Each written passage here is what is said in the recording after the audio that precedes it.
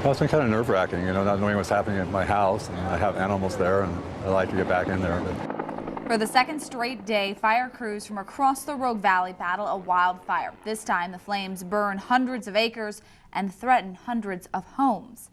Since the sun went down, the Pacifica fire has slowed down. Fire management says the fire has appeared to stop any forward progress right around 540 acres. Still, more than 100 homes are within reach of that fire. Governor John Kitzhaber has announced a conflagration. That means firefighters and equipment from outside of our area can be sent in to help protect those homes. Now, fire managers say they believe the fire started near the Pacifica Ranch. That's on Water Gap Road. It burned southeast toward Lower Power Creek Road. It ended up jumping that road but slowed down and was stopped before hitting the Williams Highway.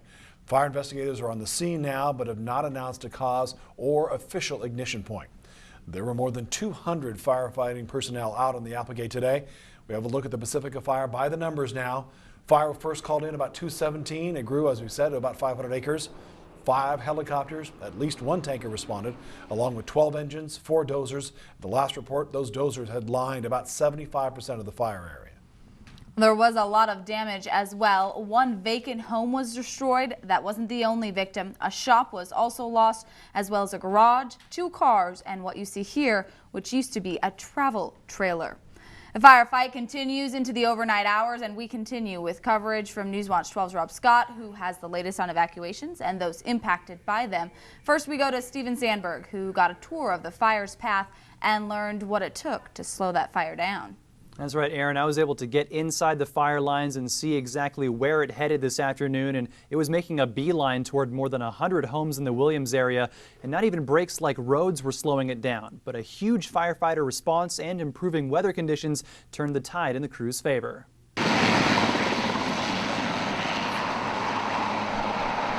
Another day, another wildfire.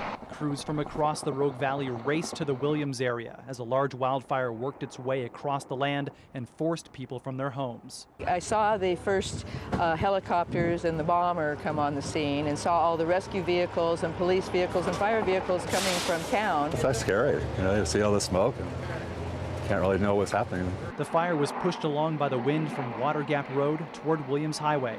It destroyed a vacant home and several outbuildings. Around 4 o'clock, there was still enough strong gusts of wind that were helping to propel the fire along. Firefighters say the fire actually jumped Powell Creek Road here and then continued to burn through dry brush, putting even more homes in its path. But once it reached an area of flat fields, the winds died down and the fire slowed down, which stopped it from reaching Williams Highway. The fire slowed down pretty much there. It just kind of took off in some fingers, spotted out a little bit, but basically the whole thing just kind of lost its momentum out there.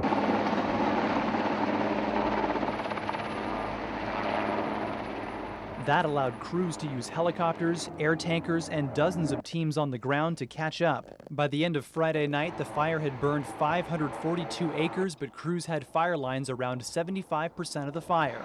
And they said the firefight had turned in their favor. Things are looking much, much better than they were, say, around between 4 and 5 o'clock. Crews are going to be on scene overnight and into tomorrow, and they'll have extra help. The governor declared a conflagration, which means outside agencies can be brought in. Structural task forces from Lane and Linn counties are on their way, and 2 more will make their way there tomorrow morning. Plan for these overnight hours and then into tomorrow.